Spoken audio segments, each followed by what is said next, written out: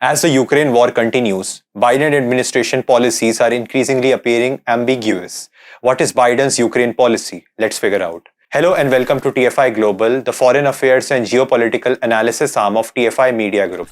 I'm your host Palak Kashyap. Let's begin. Just after the deluge of Russia's military strikes targeted cities across Ukraine, US President Joe Biden promised more US security support, including modern air defense systems to the war-wrenched country. This is not the first time when Biden administration has promised and sent weapons to Ukraine. During its conflict with Moscow, Washington has been Kiev's biggest ally, giving it more than $16.8 billion in military aid, including high-tech equipment like combat drones, M777 howitzers. Biden has two plans in mind with all this ongoing conflict. Let's look at them one by one. Here, we come to Biden's Plan A. It is to extend the war in Ukraine in order to hurt Russia economically and militarily. NATO on several occasions has admitted how it has been working to provoke Russia since 2014. The evidence can be taken from the fact that following the collapse of the Berlin Wall, Russia disbanded the Warsaw Pact. However, the North Atlantic Treaty Organization grew eastward rather than dissolving. Along with this, Biden wants to create an energy empire.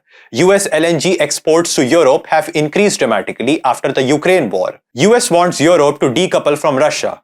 To put things in perspective, EU is Russia's top trading partner with a share of 37.3% of all Russian exports in 2020. Russia imported around 36.5% of its goods from the EU as well. So once Russia is out of the picture, it would be easy for US to make Europe dance to its tunes. And after US strips Europe of its cheap Russian energy, it can attract businesses to its own country. The signs can already be seen in the new US Inflation Reduction Act, which is luring several businesses to the US. To make them happen, Biden will prolong the war as much as he can. The recent major escalation was seen only when Ukraine did a cowardly suicide bomb attack on the Crimean Bridge. The Crimean Bridge is a symbol of Putin's power, and the bombing was to get on Putin's nerves. While Biden is doing all he can to escalate the war, he's also deriving a way to get out of the war without staining his clothes. The US way to do it is to disassociate itself from Ukraine's actions. US authorities have disassociated themselves from the recent car bomb strike that killed Daria Dugina,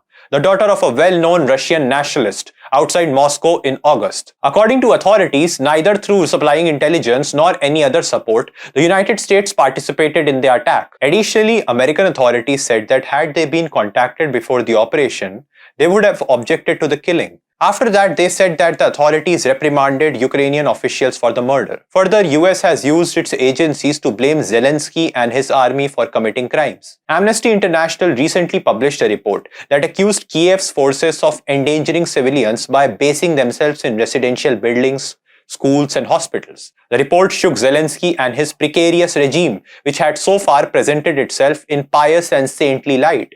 Earlier, an article in the New York Times by Thomas Friedman triggered a political sandstorm in America. Friedman had claimed that American officials are much more worried about Ukraine's leadership in private than they are admitting in public. He says, "There is deep mistrust between the White House and President Volodymyr Zelensky of Ukraine, considerably more than what has been reported." Now, a Washington Post report revealed how Zelensky's admonishing of the US to not deliver weapons on time was becoming a headache for Biden. According to a former White House official, Biden scolded Zelensky and said that it would be hard for him to keep asking Congress for money if the Ukrainian president appeared ungrateful and kept saying it was not enough. Therefore, it is evident that the rifts between the Biden administration and Ukraine are continuously growing. It is simultaneously evolving a way to make Ukraine and its president the scapegoat of the war and get out of it if the situation turns opposite to what US desires.